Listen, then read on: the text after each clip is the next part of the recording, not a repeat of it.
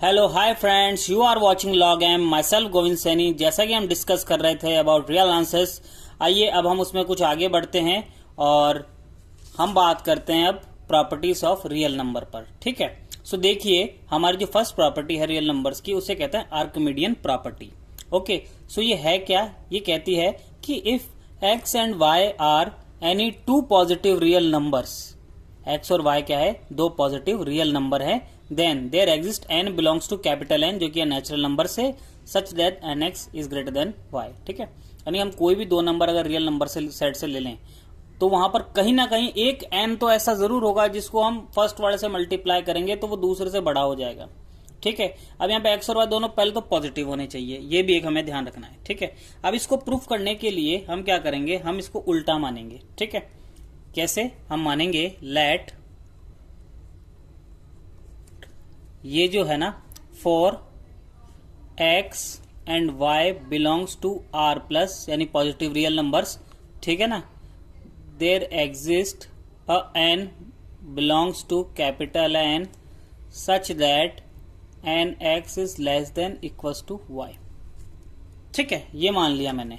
अब ये मैंने मान लिया, अब इसका क्या होगा? अगर कहीं पर गड़बड़ आ गई तो मैं समझ लूंगा कि मेरा मानना गलत है, कॉन्ट्राडिक्ट हो जाएगा। ठीक है, इसके लिए माना है। अब इसको अगर मैं ध्यान से देखता हूं तो ये क्या कहता है? यहां पर एन वेरी करता जाएगा हर एन के लिए। ठीक है, सो क्या होगा? मेरे को एक सेट मिलेगा एस। कैसा मिलेगा? जिसके अंदर एलिमेंट्स होंगे, एक तो एक्स 1 के लिए, 2x, ठीक है, 3x, और ऐसे चलता जाएगा nx, या फिर n+1x, ऐसे आगे तक चलता जाएगा। इसकी तो कोई अंत ही नहीं होगा। ठीक है, और ये सबसेट होगा आर का। ठीक है, it is subset of R. Okay, अब क्या हो रहा है? ये सबसेट ऑफ आर है। आर को हम क्या कहते थे? आर को हम कंप्लीट ऑर्डर फील्ड कहते हैं। और कंप्लीट ऑर्डर फील्ड क्या करती है? हाँ, जो हमारे ओसी है उनका पालन करती है। ठीक है, जो हमने लास्ट पोस्टुलेट्स पढ़े थे उनका पालन करेगी। अब उनको फॉलो करेगी तो उसमें क्या होगा? इस सेट का, ठीक है, जैसा कि मैं इस रिलेशन से देख रहा हूं, क्या होगा? ये क्या है? ये एलिमेंट y क्या है? y इस सेट का क्या है? y is upper bound of s। ठीक है, अपर बाउंड है, ये सेट अपर बाउंड है, तो इसका क्या एग्जिस्ट करना चाहिए? इसका सुप्रीमम एग्जिस्ट करना चाहिए। ठीक है ना, so there exist alpha belongs to r plus, ठीक है, such that it is supremum of s। ठीक है, अल्फा हो जाएगा। अब ये अल्फा इसका सुप्रीमम है। ठीक है, अब अल्फा इसका सुप्रीमम है तो अल्फा क्या होगा?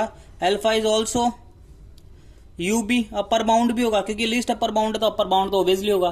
तो इससे मैं क्या लिख सकता हूं? इस रिलेशन की मैं y की जगह अल्फा भी आ जाएगा। ठीक है, सो क्या हो जाएगा? N x is less than equals to alpha. भाई अपर बाउंड की बात है, अपर बाउंड हो गया। ओके, अब मैं क्या कहता हूं कि n की तो सभी वैल्यूज के लिए है, ये फॉर ऑल n है। ठीक है, सो मैं इसको n+1 के लिए भी कर दूंगा, क्योंकि ये भी तो n में होगा ही। भाई n की मैं कुछ भी वैल्यू ले लूंगा, 5 ले लिया तो 6 के लिए भी तो होगा, क्योंकि n की सभी वैल्यूओं के लिए है ये।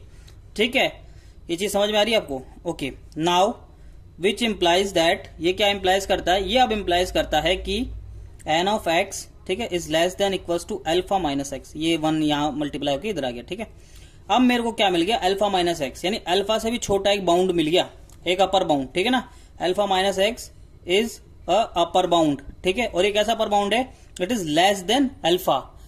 अल्फा जो सुप्रीमम था, सुप्रीमम का मतलब लीस्ट अपर बाउंड, सबसे छोटा अपर बाउंड, अब उसे छोटा ही मिल गया, जो कि इम्पॉसिबल है। It is an contradiction. ठीक है ना, कॉन्ट्राडिक्शन यानी विरोधाभास। और ये किस चीज का विरोधाभास है? किस चीज का कॉन्ट्राडिक्शन है? ये कॉन्ट्राडिक्शन है हमारे ये मानने का। सो ये ऐसा ना हो कि कैसा होगा? ये ऐसा होगा, यानी कि n x is greater than y होगा। ये हमने प्रूफ कर दिया। ठीक है, इट इज प्रूव्ड। ये हमने प्रूफ कर दिया है रिजल्ट। आइए अब हम अगले रिजल्ट पर बढ़ते हैं।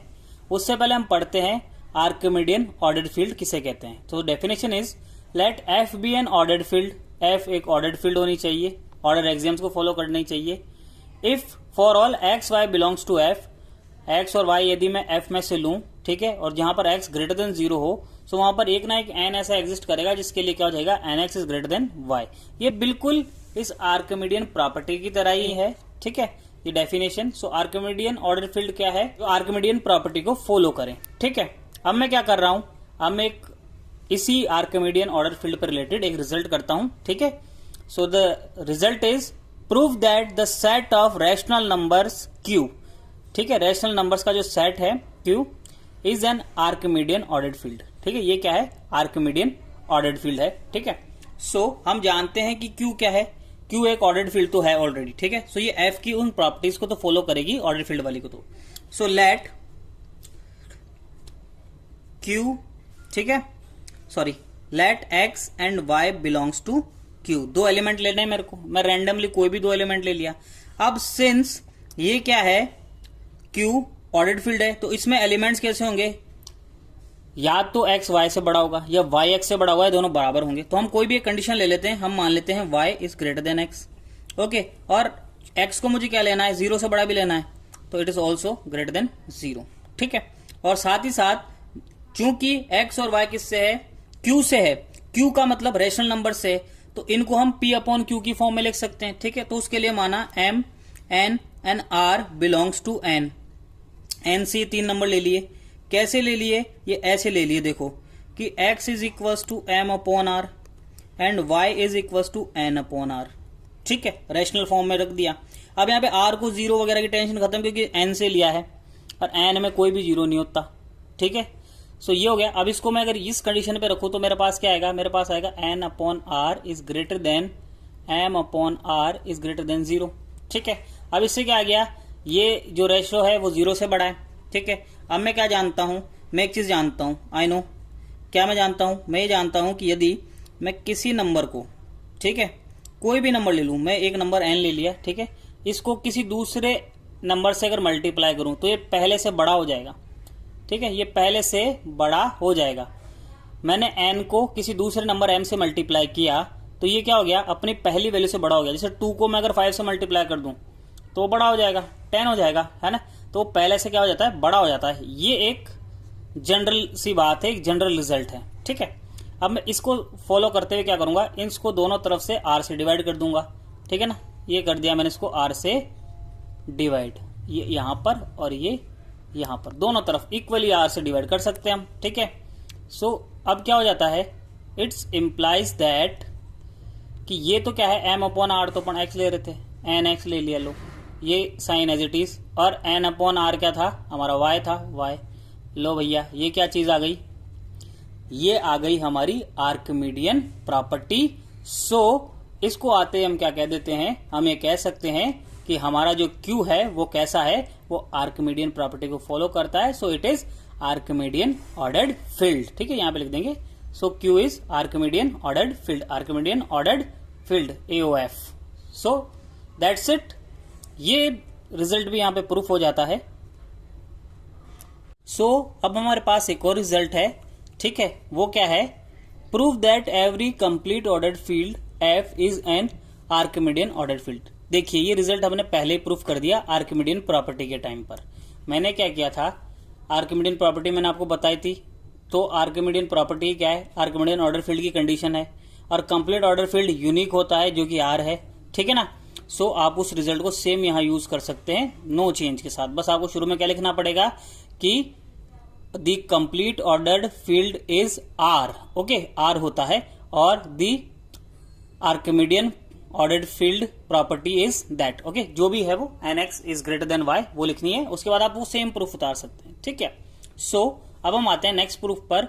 For any real number X, ठीक है, और element X of Archimedean field. X कहां से लिया गया है, या तो उसको रियल नंबर बोल दो या उसको आर्किमिडियन फील्ड का बोल दो, ये रिजल्ट दोनों के लिए आ सकता है। ठीक है, या तो आर्किमिडियन फील्ड का बोल के दे दे या रियल नंबर का दे दे। सो आपको दोनों तरफ से इसको समझना होगा।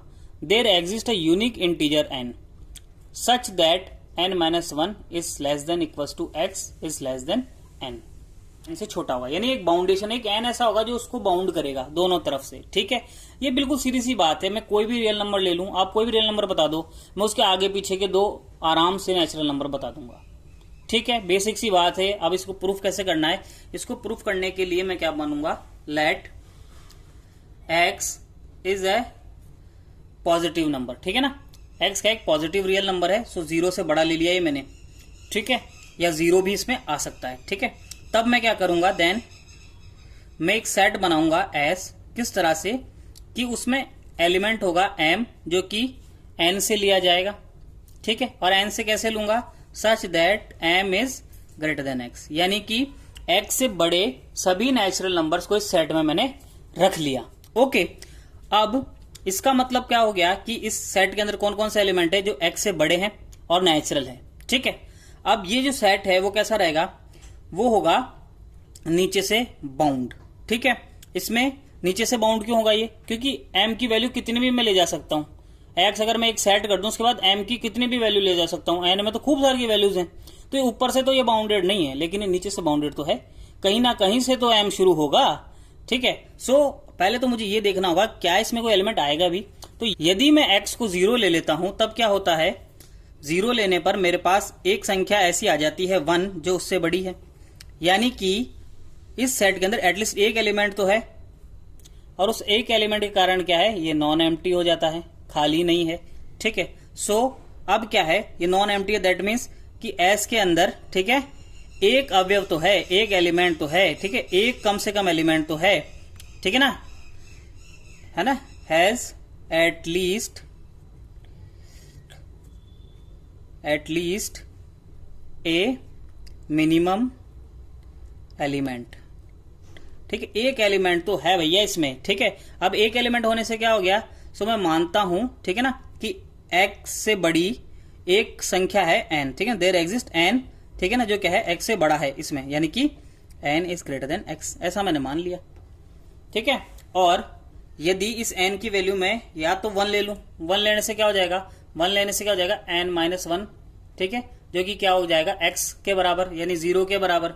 ठीक है ना, इज इक्वल टू 0, और 0 से कैसा है x, या तो उसके इक्वल हो सकता है या फिर उससे बड़ा हो सकता है। ठीक है, और मैं यहाँ पे क्या ले रहा हूं, x को n से छोटा लेके चल रहा हूं। ठीक है, इन दोनों को देखो कंबाइंड किया मैंने, n को उससे बड़ा एक मिनिमम नंबर माना मैंने। ठीक है, पहले तो सो उससे x is less than n हो गया, और n को 1 सेट करने पर मेरे पास क्या जाता है, n माइनस 1 0 के बराबर, और 0 से बड़ा तो कौन है ही, x है ही। तो उन दोनों कंबाइंड करके मैं ये रिलेशन लिख सकता हूं। एक बार मैं इसको वापस लिखता हूं, बराबर 0 which is greater than equal to x is less than n। हो गया, ये यहां तक आ गया। अब यानी कि ये इस कंडीशन के लिए तो मेरे पास एक बाउंड आ गया, ये एक कंडीशन आ गई जब n कैसा हो, 1 हो। ठीक है, उसके लिए तो ये ट्रू है। अब मैं क्या कर रहा हूं, n को कैसा नंबर लूंगा, n को 1 से बड़ा नंबर लूंगा। ठीक है, बड़ा नंबर लेने से क्या हो गया, which implies n minus 1 is greater than 0।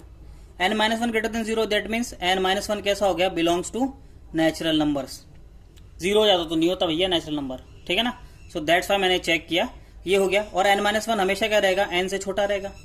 ठीक है, n से छोटा रहेगा, और x सो हुआ क्या, मैंने पहले तो n बराबर 1 के लिए किया, तब सही हो गया, ये कंडीशन आ गई। अब एक से बड़े नेचुरल नंबर्स के लिए मैंने किया, उसके लिए देखो क्या आया, n माइनस 1 छोटा आ गया n से। n माइनस 1 जब n से छोटा आ गया, ये जो कि होता है, सीधी सी बात है, और मेरे साथ क्या है कि x भी n से क्या है, छोटा है, x also less than n। सो क्या हो सकता है, या तो x n माइनस 1 हो, ठीक है, या फिर n माइनस 1 क्या हो, x से भी छोटा हो, यानी पॉइंटों वाली बात आ जाती है। सो मैं क्या ये लिख सकता हूं ना, या तो x क्या हो, n माइनस 1 हो, या n माइनस 1 x से और छोटा हो जाए, यानी कि दोनों के पॉइंटों वाली संख्या है। सो यही रिजल्ट मुझे लाना था, आ रहा है, यानी n इक्वल्स टू 1 के लिए भी आ रहा है और 1 से बड़े n के लिए भी आ रहा है। ठीक है, जब क्या था, x greater than equals to 0। ठीक है, इस कंडीशन के लिए रिजल्ट आ जाता है। हमारे पास दूसरी कंडीशन है, भैया x 0 से बड़ा या 0 थोड़ा हो सकता है, x क्या हो सकता है, लेस देन 0, यानी नेगेटिव नंबर्स भी हो सकता है ना। सो नेगेटिव नंबर की कंडीशन में क्या हो जाएगा, मैं क्या इंप्लाइज कर दूंगा, जो हमारा माइनस ऑफ x है, हमारा माइनस ऑफ x है, वो कैसा हो जाएगा, वो ग्रेटर देन इक्वल टू 0 हो जाएगा। ठीक है, यानी माइनस 10 को माइनस से मल्टीप्लाई कर दिया, plus 10 greater than equal to 0 है। ठीक है ना, तो minus x is greater than 0। ठीक है, अब minus is greater than 0, that time मेरा रिजल्ट मैं रीयूज ले सकता हूं, क्योंकि ये मैंने दोनों n के लिए प्रूफ कर दिया जब ग्रेटर देन 0 हो। ठीक है ना, so I can use n minus 1 is less than equal to minus of x less than n। ठीक है, मैंने ऐसा क्यों किया, मैं वापस बताता हूं। मैंने इस रिजल्ट को किसके लिए प्रूफ कर दिया, x 0 और उससे बड़ी संख्या के लिए। ठीक है, सो अब मैं उसको x लेस देन 0 के लिए तो यूज नहीं कर सकता, लेकिन minus x is greater than 0 के लिए तो यूज कर सकता हूं, यानी माइनस एक्स के लिए तो यूज कर ही सकता हूं। सो मैंने वो कर दिया है। ठीक है, ये कर दिया मैंने। अब मैं इसको दोनों तरफ माइनस से मल्टीप्लाई करूंगा, और उससे होगा क्या, ये तो छोटा हो जाएगा, ठीक है, और ये बड़ा हो जाएगा, यानी होगा ये कि minus n is less than x is less than equal to n minus 1 का होल माइनस। ठीक है, ये होल माइनस है यहाँ पे, ये मैं इसको काट के वापस लिखता हूँ, माइनस एन प्लस 1 है ये। ठीक है, हो गया ये। अब ये क्या इंप्लाइज करता है, ये इंप्लाइज करता है कि यदि मैं x को क्या ले लूं, या तो x क्या हो जाए इक्वल्स टू वाली कंडीशन, यहाँ पे दो कंडीशन, या तो x n-1 हो जाए, -n+1 हो जाए, ठीक है। और जब x ही हो जाता है तो क्या हो जाएगा, -n+1 is equals to x is less than -n+2। एक और नंबर आ गया जो इससे बड़ा है। यदि ये ऐसा है तो इससे बड़ा मेरे पास एक नंबर है, ठीक है। सो ये भी बाउंड की कंडीशन है, ठीक है। और सेकंड कंडीशन जब x कैसा होगा, ओके, सो ये चीज हो जाती है, ठीक है। सो मेरे यहां भी बाउंडेशन आ रहा है, मेरा काम बराबर बन रहा है, ठीक है। सो अब मैं m को क्या सेट कर देता हूं, -m+1, एक नया नंबर सेट कर देता हूं, ठीक है। या फिर और मैं m को ये सेट कर देता हूं -n, इन दोनों के लिए, ठीक है। अब इन दोनों की जगह मैंने क्या लिख दिया, एक नया नंबर लिख दिया m, और मैं उसको अगर यहां पर रख देता हूं, ठीक है ना, इस कंडीशन में, तो मेरा क्या हो जाता है, मेरा हो जाता है m is less than equals to x is less than m+1। अगर उसको ध्यान से देखो आप, इसमें क्या हो रहा है, -x की जगह मैंने m रखा है, ठीक है, और -n+1 की जगह क्या रखा है, इसको मैं इधर ले आता हूं तो ये हो जाएगा m+1, ओके। सो ये चीज मैंने यहां रख दी, दैट्स इट, ओके। सो ये रिजल्ट मेरा आ जाता है। और इसको मैं कैसे चेंज कर सकता हूं, मैं m की वैल्यू चेंज करके क्या लिख सकता हूं, इसको लिख सकता हूं n-1 is less than equals to x less than n। So that's it, हो गया प्रूफ, दोनों कंडीशन के लिए प्रूफ हो गया। So that's it from my side, myself Govind Saini, and you are watching log M, let M for mathematics.